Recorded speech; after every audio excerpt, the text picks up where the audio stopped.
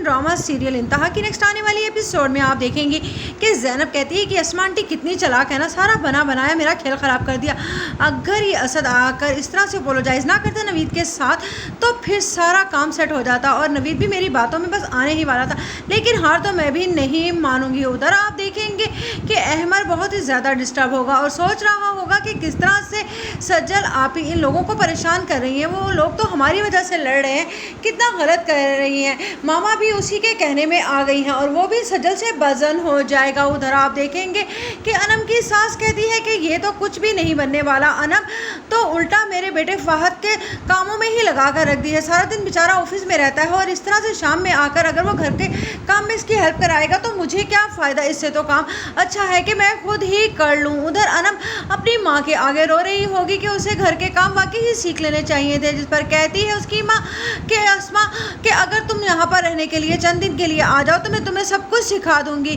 उस पर कहती है अनम मुझे घर के काम वाम नहीं करने हैं, बस फहद ने कह दिया है कि वो अपनी मामा से बात करके किसी भी अच्छे कुक को रखवा लेंगे। उधर आप देखेंगे कि जब असद बात करता है नवीद से तो उस पर नवीद कहता है कि अब जो भी बिजनेस में होगा उसके मामले में तुम बिल्कुल नहीं बोलोगे और मामा को भी मना कर दोगे। इस बार तो मैंने भी मामा की बातों उनका दिल हर्ट करके उनसे माफ़ी मांग ली है, लेकिन आइंदा ऐसे अगर मामा भी इस तरह से ज्यादती करेंगी तो शायद मैं उनसे माफ़ी ना मांग पाऊँ, क्योंकि ज़ैनब उसे बार बार ये रियलाइज़ करा रही ही होती है कि कुछ भी हो लेकिन आंटी बहुत ज़्यादा गलत कर रही हैं। अगर वो इस तरह से ही सज्जल और उसकी फैमिली की इस तरह से सपोर्ट्स करती रही तो फिर तो यकीनन ही इस घर का और इस कारोबार का दिवालिया होकर रह जाएगा। और ये बातें नवीद कुछ ज़ैनब के मुंह से सुनकर उसके ही पीछे पड़ने वाला है। उधर आप देखेंगे कि जब कहती है सज्जल अपनी माँ से कि आप अहमर का कुछ कीजिए, मैं तो कहती हूँ कि इसे आसमांटी से ज़रा दूर ही रखिए, क्योंकि ये ना हो कि हम इधर उनका